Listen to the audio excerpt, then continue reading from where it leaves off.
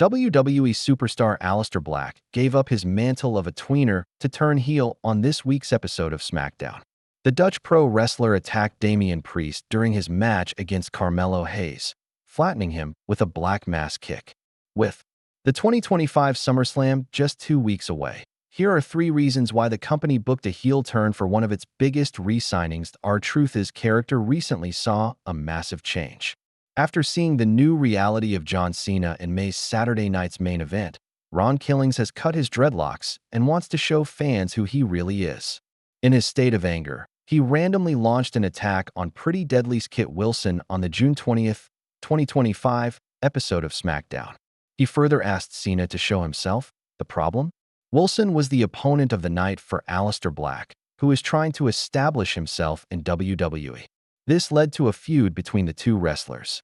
Last week on SmackDown, Truth and Black faced each other, but the former 24/7 champion walked away with the win by rolling up the former NXT champion when he was dealing with the referee. This obviously didn't go down well with Aleister Black.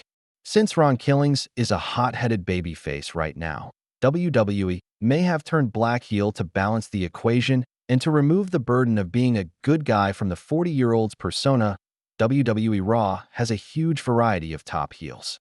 The Judgment Day has annexed almost 3 out of the 5 titles available on the brand, and their group is a big menace when it strikes in numbers. Seth Rollins and his henchmen, Braun Breaker and Bronson Reed, are also fearsome heels who attack and put superstars out of commission. World Heavyweight Champion GUNTHER is also a vicious heel who takes great pleasure in humiliating and hurting his opponents. The brand also has a fresh heel in Rusev, who is making an upward climb on the roster after his WWE return. This isn't the case with SmackDown. The heels on the brand seem to be permanently locked in their respective storylines. The Bloodline will more or less almost always have interactions with the rest of the roster, despite changing their name to MFD. The same is true for DIY, which doesn't have any wiggle room except for the tag team division. The Wyatt Six don't have a defined role right now and are more or less tweeners. John Cena, despite being a top heel, will retire after making just 14 more appearances.